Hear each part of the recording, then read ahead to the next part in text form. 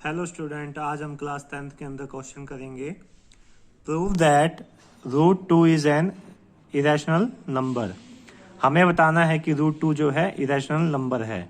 ठीक है, हमें नॉर्मली वे में पता है कि रूट के अंदर जो भी वैल्यू होती है वो क्या होती है, सारी इरेशनल होती हैं जिनका रूट नहीं निकलता। ठीक है, अब हम प्रूव करके बताएंगे कि ऐसा क्यों होता है, कि उन्हें ही इरेशनल नंबर क्यों कहा जाता है। तो इसके लिए हम क्या करेंगे, सपोज करेंगे, suppose root two is a rational number. Okay, अब रूट टू को हमने क्या है, रैशनल नंबर मान लिया।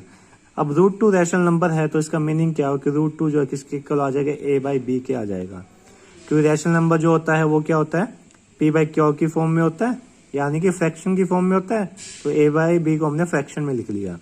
यहां पे क्या होगा, वेयर ए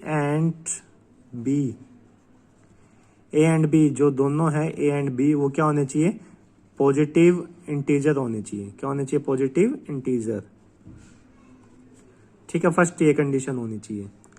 सेकंड क्या होना चाहिए, B not equal to zero होना चाहिए, यानी कि बी की वैल्यू जीरो नहीं होनी चाहिए। अगर बी की वैल्यू जीरो है तो वो रैशनल नंबर नहीं होगा।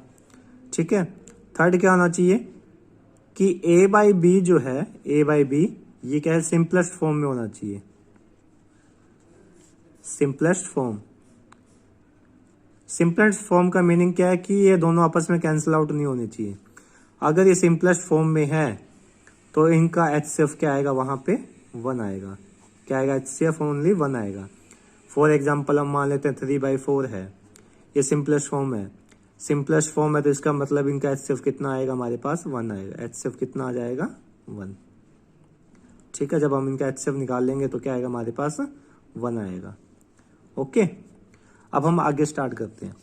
अब रूट के अंदर ये वैल्यू है हमारे पास, रूट को हमने हटाना है तो क्या करना पड़ेगा, दोनों तो स्क्वेयरिंग, तो स्क्वेयरिंग कर दीजिए, स्क्वेयरिंग बोथ साइड। दोनों तरफ स्क्वेयरिंग कर देते हैं, रूट टू का स्क्वेयर और यहाँ पे हो जाए ए प्लस बी का होल स्क्वेयर। अब यहाँ पे वैल्यू क्या बनेगी हमारी, 2, और ये बन जाएगा ए का स्क्वेयर बाय में बी का स्क्वेयर। क्रॉस मल्टीप्लाई कर देते हैं। ठीक है, अब यहाँ पे बात आपकी समझने वाली आएगी। ठीक है, वो कैसे आएगी कि ए स्क्वेयर जो है वो किसके इक्वल है, 2b स्क्वेयर के इक्वल है। और यहाँ पे 2b स्क्वेयर का मीनिंग क्या हो गया कि 2b स्क्वेयर का मीनिंग क्या है, इसको हम क्या लिख सकते हैं, यहाँ पे 2 मल्टीप्लाई बी स्क्वेयर लिख सकते हैं। ठीक है, 2 मल्टीप्लाई पी, और कोई भी वैल्यू जो है, कोई भी नंबर जो है वो 2 के साथ मल्टीप्लाई में है, इसका मीनिंग वो नंबर क्या बनेगा, इवन बनेगा। इवन बनेगा, इसका मीनिंग क्या हुआ कि ए स्क्वेयर जो है वो क्या है, इवन नंबर है। ए स्क्वेयर जो है वो क्या है, इवन नंबर है। अब ए स्क्वेयर इवन नंबर है, ए स्क्वेयर इवन है तो वो 2 से डिवाइड होगा ही होगा, यानी कि वो 2 से क्या हो जाएगा, डिवाइड हो जाएगा। वो क्या होगा, 2 से डिवाइड होगा। ठीक है, ये इक्वेशन हम मान लेते हैं 1। ए स्क्वेयर अगर इवन नंबर है तो वो 2 से क्या होगा, डिवाइड होगा। साथ में क्या होता है, even number multiply even number equal to क्या होता है, इवन नंबर होता है। यानी कि इवन नंबर की जब हम इवन नंबर से ही मल्टीप्लाई करेंगे तो क्या आएगा, इवन नंबर ही आएगा। अब यहाँ पे ए स्क्वायर को क्या लिख सकते हैं, ए मल्टीप्लाई ए, और हमारा आंसर क्या आता है, इवन आता है। इसका मीनिंग क्या हुआ, ए भी क्या होगा, इवन नंबर होगा। ए भी क्या होगा, इवन नंबर होगा। तब हम यहाँ पे क्या लिखेंगे, इस वाले पॉइंट से हम क्या लिखेंगे यहाँ पे कि जो ए स्क्वायर है, ठीक है, A square is divisible by 2।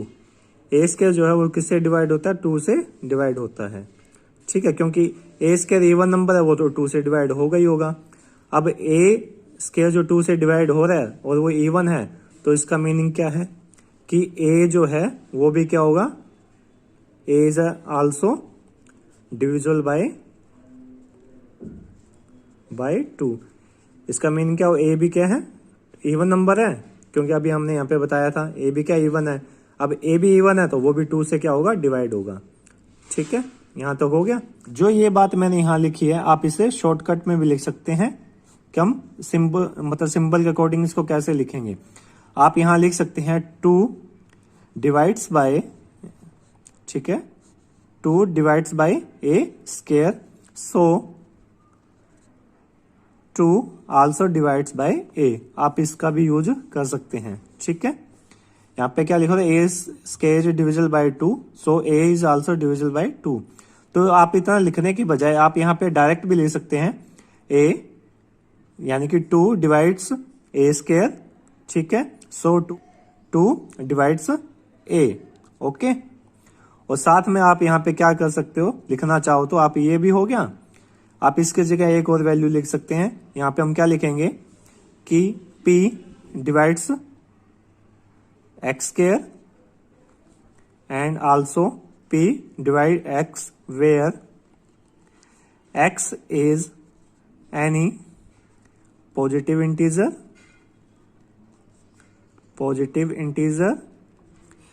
And p prime number. Okay, p prime number, ये इस बात का आपने ध्यान रखना है। ठीक है, ये चीजें आपने यहाँ पे लिख सकते हैं। अब a इवन है, a इवन नंबर है, ठीक है, तो a को हम अपनी तरफ से सपोज कर लेते हैं। a को क्या मान लेते हैं हम, 2c मान लेते हैं, क्योंकि 2 जिसका मल्टीप्लाई में होगा वो क्या होगा, इवन नंबर होगा। तो a की वैल्यू कितनी आ गई हमारे पास, 2c आ गई। अब a की वैल्यू जो 2c है वो किसके अंदर पुट करनी है हमने, इक्वेशन 1 में। Put a equal to 2c equation 1 के अंदर पुट कर दीजिए। यहाँ पे क्या आएगा, b स्क्वायर इक्वल टू में 2c का स्क्वायर बाय में 2, और यहाँ पे क्या आ जाएगा हमारे पास value, b square equal to 4c square by में 2। ठीक है, ये हो गया। अब इसको कैंसिल आउट करेंगे जब क्या वैल्यू बनेगी, b स्क्वायर इक्वल टू में 2c स्क्वायर बनेगी।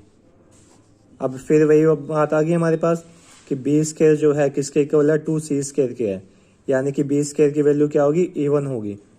b स्क्वायर क्या है, इवन है। b स्क्वायर इवन है तो b स्क्वायर किससे डिवाइड होगा, 2 से डिवाइड होगा। ठीक है, b स्क्वायर किससे डिवाइड होगा, 2 से। तो अब हम यहाँ पे क्या लिख सकते हैं कि b square is divisible by 2। b square जो है 2 से क्या होता है, डिवाइड होगा। तो सो b is also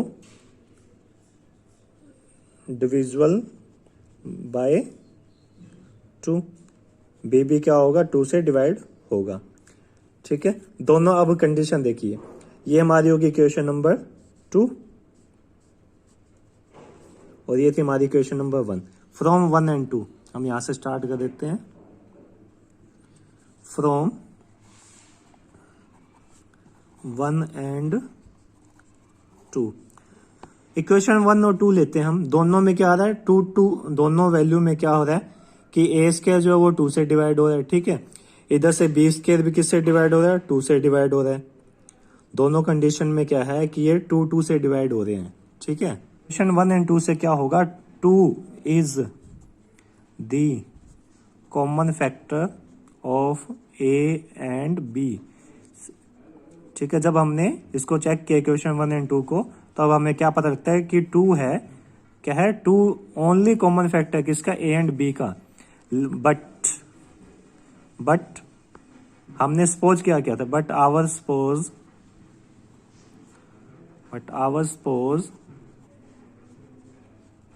only 1 has common factor of a and b। हमने सपोज किया था कि ओनली 1 है जो a एंड b का कॉमन फैक्टर हो सकता है, लेकिन यहाँ पे क्या कॉमन फैक्टर आ रहा है हमारा, 2 आ रहा है। इसका मीनिंग क्या हुआ, सो आवर सपोजिशन इज रोंग, यानी कि जो हमने सपोज किया था वो क्या हमारा रोंग है। √2 इज एन इरेशनल नंबर। √2 क्या होगा, इरेशनल नंबर होगा। ये आपका पूरा क्वेश्चन सॉल्व हो गया। इसमें हमें क्या प्रूव करना था कि prove that √2 is a irrational number, वो हमने क्या कर दिया, पूरा प्रूव कर दिया है। ठीक है, ओके, थैंक यू।